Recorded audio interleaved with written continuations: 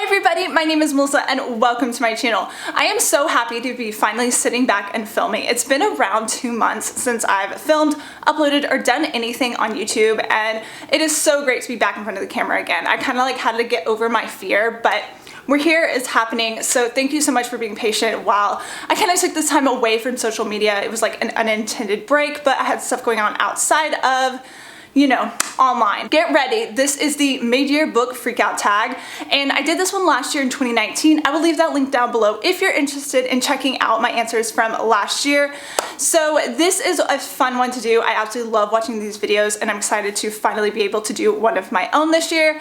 I've read around 115 or so books, it might be a little bit more now, and a lot of them have not really been my favorite. I've only read a handful that I've really enjoyed, and I want to make a big priority into the rest of this half of the year to read books that I'm really excited about rather than just picking up whatever. That being said, I have a lot of questions to go over and all of that good stuff, so let's go ahead and get started. So the very first question is the best book of the year so far, and I definitely only had one answer for that because I already knew as soon as I finished this book it was going to be my favorite of the year if I don't read anything later on, but that is going to be The House in the Cerulean Sea by TJ Klune. This is a queer fantasy books that follows a man who is basically an auditor of these Department of Magical Children youth groups. Basically, he goes to these orphanages that house these magical children and audits them, and kind of, he's very straightforward. He doesn't have a lot of friends outside of work or even at work, and he does his job and doesn't really get involved with the children or the people who work there.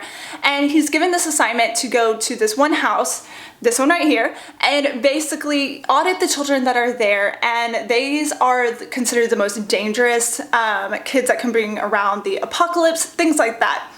This was one of the best books I think I've ever read. I love this author. I read one of his other books earlier this year, but this book was so sweet, so heartwarming. Everything about it I absolutely adored. So once he gets there, it's more than just about him auditing these children and this orphanage to see if it should still, be there and be an orphanage. Basically, he learns about himself, about loving others and accepting people for who they are. It has a romance between him and the man who runs the orphanage, and it is so sweet. I read this as an audiobook and I physically read it as well. Oh my gosh, the audiobook is absolutely amazing. The voices brought these characters to life so much. Oh my gosh, I absolutely loved Shaughnessy, I think that's his name. He is so cute, so sweet, and just everything about this book. If you are looking for something that is heartwarming and absolutely wonderful, pick this one up. You will not be let down, I promise you. So the second question is the best sequel of the year so far, and one of them that I've read is going to be Edge Dancer by Brandon Sanderson. This is a novella that I recently picked up, and I was kind of wary when I did start reading this earlier, and I think it was April. Part of this story is actually in one of the books, and I was like, why did I purchase a book that's already in the other one? But it kind of takes this one character, Lift, and she is not a main character at all in this series, and expands on her story, and I just love the way that she kind of thinks about things and how she handles different things, and how she's just pushing the fact that she doesn't want to grow old, she wants to stay young and just, not have these big worries and things like that going on. I absolutely love this world. The Stormlight Archives is one of my favorite fantasy series, and I really hope to continue on with this very soon because the fourth book is coming out later this year and I am so ready for it. Another sequel that I absolutely adored was Vile Wicked Eyes by Candace Wondrak. This is a reverse harem. It was supposed to be a novella, ended up being a little bit longer. It is a continuation of the Cruel Black Heart series. Honestly, I freaking loved that series so much, and being back with these characters in this world was one of the best. It does have a trope in this novella that I'm not a real big fan of, but honestly, being back with these characters in this world was just so much fun. I love how 3 of her series now kind of overlap. It's in the same world, and this deals with serial killers and just really dark things, stalkers, all that good stuff. This is a series that is definitely one to check out if you are a reverse harem fan. The third question is a new release that I want to read but haven't read yet, and that would definitely be A Heart So Fierce and Broken by Bridget Kimmerer. I picked this up as soon as it came out. I freaking loved the first book. I believe I talked about it in this video last year, maybe, if I'm remembering correctly, but this follows a secondary character and I absolutely adored the first one. So I don't know why I haven't picked this one up. I think maybe I'm a little bit intimidated. It's not like it's too long, but honestly, I just hate waiting for the next book in a series to come out and all that stuff because I end up forgetting what happened in the first one. But since this does follow a different character, I do believe that it will be a little bit easier to remember and pick up things because I'll be learning about new characters and all their thoughts and things like that. So this is one that I really want to get to very soon. So question 4 is the most anticipated release for the second half of the year. I have 2 answers for that. One of them is going to be Nightfall by Penelope Douglas. I am so excited. This is the 4th book in her dark romance series. Basically, each book follows a different character and their love interest, and basically you definitely have to read the first book, Corrupt, and so on and so forth to get an understanding of what's going on because each of the book builds upon each other. So you just can't go into the 3rd book or the 2nd book without reading the books before it. So this is the last book in this dark romance series and I freaking love it so much, and I can't wait to have Will's character come to life and learn more about him. He's very mysterious in the last couple of books, so I can't wait to check this one out. Another book that I'm really excited about is called Lilac by B.B. Reed. This is a reverse harem book, rockstar romance. I am so excited. I just finished the Groupie series by C.M. Stunich, I believe, and I'm ready for some more rockstar romance, especially in the reverse harem genre. I'm not exactly sure if this author has written in the reverse harem genre, but I'm really excited to check it out and see what this book has to offer and all that good stuff because I've heard really amazing things about this author and her other books that she writes, so yeah. I did sign up for the ARC, so crossing fingers that I do get it. Either way, I'm definitely picking up on release date. So question number 5 is the biggest disappointment of the year so far, and sadly that has to be Middlegame by Shannon Maguire. I had high hopes for this book. Honestly, I love Shannon Maguire's writing, her world building, and the fact that she is able to make such an impact in her Wayward Children series, which are little novellas and some of my favorite ever, and the fact that we were getting this full-fledged novel, I was absolutely so excited.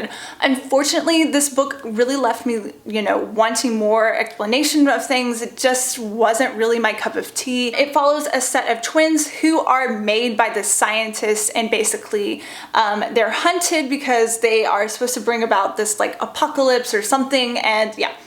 Honestly, I don't remember too much about this book. I kind of read it as a buddy read with Melanie from Melted Any, and we kind of had the same thoughts about it. I don't want to go into too much detail, but yeah, unfortunately, not really my favorite. So question number 6 is the biggest surprise of the year so far, and that is going to be the Sarah J. Maas House of Earth and Blood Crescent City. So I went into this not really expecting too much. I've heard a lot of mixed reviews by the time I picked it up and just didn't really know what to expect. Honestly, this blew my mind. I absolutely adored it. I'm so glad that Sarah J. Maas started writing in the adult fantasy section genre, but basically this is about a city called Crescent City, and each area they have werewolves, they have ghosts, there's vampires. I can't really remember all of the different sectors, but there's so many different types of magical creatures in this one city. This has politics. It has a amazing slow burn romance where this is an 800-page book, and I'm pretty sure nothing happened until page 500-ish, maybe. And I really enjoyed it. It almost was the fact that I was enjoying the story so much where I didn't really need the romance, but it's Sarah J. Maas, there's definitely going to be a romance. Either way, adored this one so much. This is about a main character who, after the death of her friend, she wants to find the murderer, and this fallen angel, or this angel, ends up helping her find the murderer and catch the murderer. He's assigned to help her. I know Sarah J. Maas writes a lot of books that are quite similar, but it obviously works, and yeah, this one definitely worked for me. So the 7th question is my favorite new to me author or debut author, and that definitely has to be TJ Klune. I adore his Werewolf Shifter series. I believe it's called the Green Creek series. Read Wolf Song, Raven Song, and I need to go on to Heart Song before the new one comes out. I think that's what it's called. Yes. So the 3rd book I really want to read very soon. Of course, I adore The House in the Cerulean Sea. I heard that it's possibly getting a 2nd book if I'm not mistaken. I could be wrong. I adore this author's writing so much, and the fact that he can make me care about these characters so deeply, it's just absolutely amazing. And these fantastical worlds that feel so real, but it's kind of like set in real life, but has magical elements. Absolutely adore this author so much. So question number 8 is my newest fictional crush. Honestly, I really had to think about this because even though I've read a lot of books, a lot of romance books, I haven't really found a new fictional crush. Maybe it would have to go to Hunt from the House of Earth and Blood. Maybe, but honestly, like, that's probably it. I don't even know the reason why, just because he seems strong, has like angel wings. I don't freaking know. Honestly, I didn't really have an answer for this, and that's the best I could come up with. So question number 9 is my newest favorite fictional character, and that definitely has to be a Brandon Sanderson character, Wayne from the second era Mistborn trilogy. So he is, of course, one of the kind of like comic relief characters, and I absolutely adore him so much. Honestly, if I could read from his perspective, that would be even better. I just love how just he brings wax out of, you know, his moody self and things like that. And their character dynamic, their friendship is absolutely wonderful. If you read the first Mistborn series, go ahead and pick this one up. I really did enjoy it. Honestly, I wish it didn't take me so long to pick this up because there's a lot of things that will spoil the series but not give you enough information to kind of explain what happened in the first one. Absolutely adore it. It's kind of like a Western magical fantasy kind of combination. Really good. For the 10th question is a book that made me cry, and basically, of course, that has to be Wolf Song by TJ Klune. I think every single book that I've read by this author, I have shed a few tears. So like I said before about this author, TJ Klune can really just make me love these characters, be so invested in them, and root for them from the very beginning. And you just kind of like, you feel like you're a part of their family. This book has a found family aspect and just is so heartbreaking as well as heartwarming at the same time. Absolutely adore this series so much. Wolf Song still is my favorite out of the 2 that I've read, but definitely worth picking up. So question 11 is a book that made me happy. I did try to pick books that were different from other questions books that I picked up, but honestly there was only one right answer for this, and that has to be The House in the Cerulean Sea by TJ Klune. So of course this book was so heartwarming and so happy, and the children in this book truly make it because they have such big personalities, and while listening to the audiobook that really came to life for me, and I just adored it so much.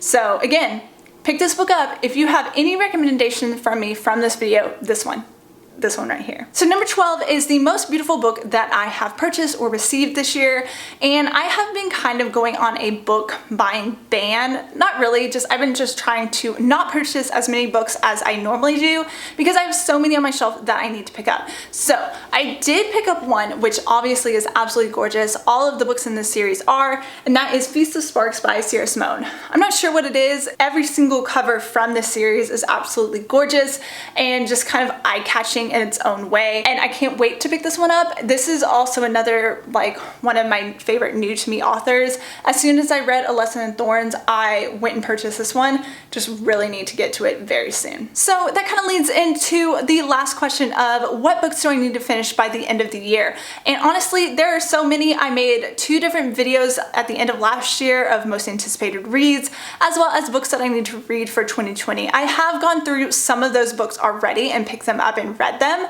but I do have a lot more. My current read is The Library of the Unwritten by A.J. Hackworth. This is one that I've heard so many people adore and love. I posted it on my Instagram and so many people messaged me about how great this book was, how much they love it, and I'm so happy. I've read, let's see, 66 pages, not very far, but I'm really enjoying it.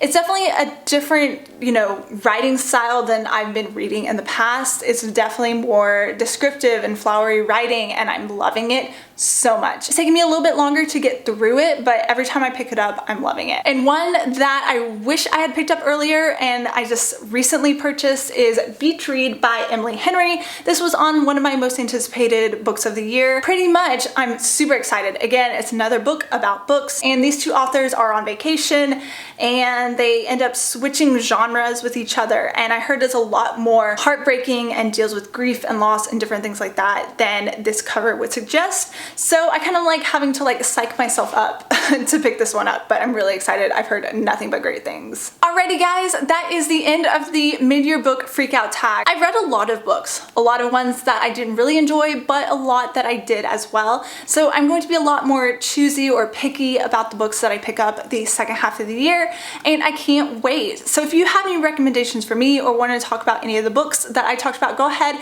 and leave a comment down below, and I hope you have a great day and happy reading. Bye!